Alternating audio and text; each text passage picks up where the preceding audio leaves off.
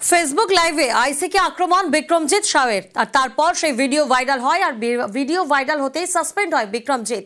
6 বছরের জন্য দল থেকে সাসপেন্ড করা হয় আর এবার টিএমসিপি নেতা বিক্রমজিৎ সাউকে থানায় তলব করা হলো। প্রতিনিধি সুপ্রতিম এই মুহূর্তে আমাদের সঙ্গে রয়েছেন।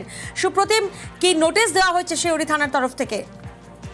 দেখো, বিক্রমজিৎ সাউয়ের যে ফেসবুক লাইভ, সেই ফেসবুক লাইভের জেরে বোলপুর থানার আইসি থেকে বিভিন্ন ধরনের অশালীন কথাবার্তা বলে সেরকম একটা অভিযোগ উঠেছিল এবং তারপরেই কিন্তু তাকে দল থেকে সাসপেন্ড করা হয় 6 বছরের জন্য। এরপরে শিউরি থানার পুলিশ তার নামে একটি নোটিশ ইস্যু করেছে এবং সেই নোটিশে বলা হয়েছে যে আগামীকাল অর্থাৎ বুধবার দিন সকাল 10টার সময় তাকে শিউরি থানায় হাজিরা দিতে বলা হয়েছে এবং সেখানে তদন্তকারী অফিসারের যে প্রশ্ন, তার কিছু প্রশ্নের উত্তর দেওয়া যাতে তদন্তের সম্মুখীন তাকে হতে বলা হয়েছে এবং তদন্তে সহযোগিতা করার জন্য তাকে বলা হয়েছে।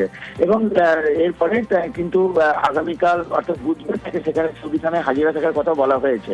সেই মর্মেই কিন্তু শিউরি থানা থেকে একটি নোটিশ জারি করা হয়েছে।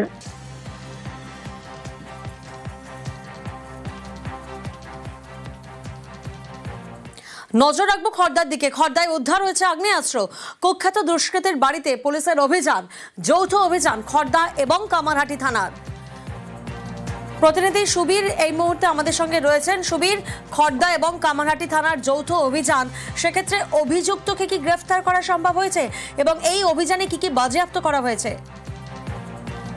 দেখো, গতকাল মধ্যরাতে খড়দহ থানা এবং কামারহাটি থানার যৌথ অভিযান, গোপনে অভিযান চালানো হয় এবং অভিযান চালিয়ে এই একদম পানিহাটি এবং কামারহাটির একদম বর্ডার এলাকা, সেই নয়াবস্তি এলাকা, সেই নয়াবস্তি এলাকাতে কিন্তু নঈম আলী ওরফে নেপালি, তার বাড়িতে কিন্তু অভিযান চালানো হয় এবং তার বাড়িতে অভিযান চালিয়ে কিন্তু দেশি বিদেশি আগ্নেয়াস্ত্র উদ্ধার হয়েছে, পাশাপাশি প্রচুর কার্তুজ উদ্ধার হয়েছে।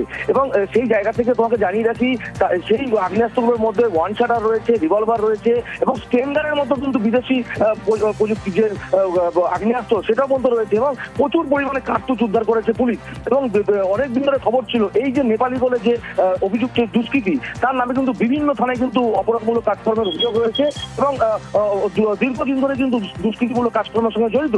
এবং তোমাকে এটাও জানিয়ে রাখি যে পানিহাটি পৌরসভার এক কাউন্সিলর ছত্রছায়ায় কিন্তু এই নেপালি থাকতো এবং তাকে কিন্তু বিভিন্ন জায়গায় খোঁজা খায় তলে চালাচ্ছে কামারহাটি খড়দহ থানা। ধন্যবাদ সুবীর।